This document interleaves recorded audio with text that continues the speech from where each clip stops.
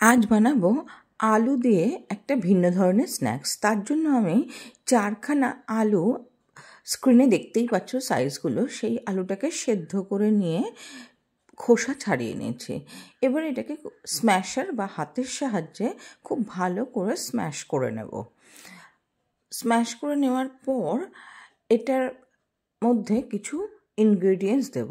তো এটা কিন্তু যখন স্ম্যাশটা করতে হবে তখন কিন্তু অনেকটা সময় ধরে স্ম্যাশ করতে হবে, কারণ যাতে কোনো লাম্পস খুব বেশি না থাকে সেই জন্য। যদি স্ম্যাশার থাকে তাহলে ভালো হয়, তাহলে বেশি সুন্দরভাবে স্ম্যাশ হবে, অথবা তোমরা গ্রেটারের সাহায্যে ওগুলোকে গ্রেট করে নিলে পরে একেবারে লাম্পসহীন আলুগুলো পেয়ে যাবে। এবারে আমি দেখো হাতের সাহায্যে সম্পূর্ণরূপে আর কি করে নিয়েছি স্ম্যাশটা। এরপরে আমি এর মধ্যে স্বাদ মতো নুন অ্যাড করলাম আর কিছু কাঁচা লঙ্কার কুচি অ্যাড করলাম। এবারে এটার মধ্যে দেব হচ্ছে চালের গুঁড়ো। ছোট ডাবু হাতার 1 হাতা চালের গুঁড়ো এটার মধ্যে অ্যাড করে আবারও এটাকে খুব সুন্দর করে মেখে নেব একটা ডোয়ের মতন করে।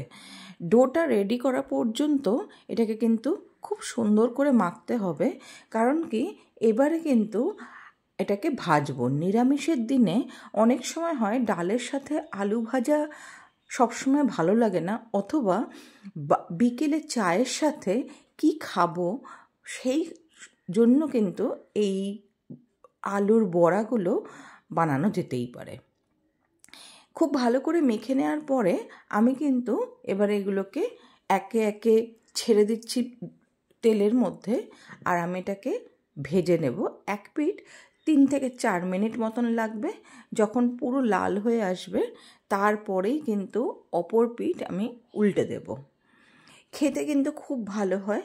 তোমরা চাইলে এর মধ্যে অল্প একটু চিনি অ্যাড করতে পারো, আমি কিন্তু চিনি অ্যাড করিনি, এটা অপশনাল। আর এর মধ্যে চাইলে অপশনাল হিসেবে কিশমিশ বা কাজুও অ্যাড করতে পারো। আর যদি তোমরা নিরামিষ খেতে না চাও তাহলে এর মধ্যে একটুখানি অল্প করে পেঁয়াজ খুব মিহি করে কুচিয়ে দিতে পারো, কিন্তু এটা এমনিই খুব ভালো হয় খেতে। তো সুতরাং আমার মনে হয় না পেঁয়াজের দরকার হবে।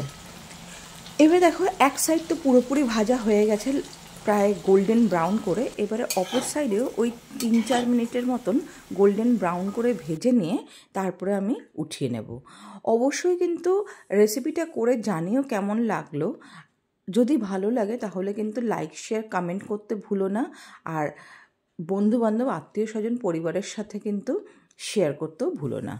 আর সেম নামেই আমার একটা ফেসবুকে পেজ আছে, সেটাকেও ফলো করে দিতে ভুলো না। এখনের জন্য টাটা।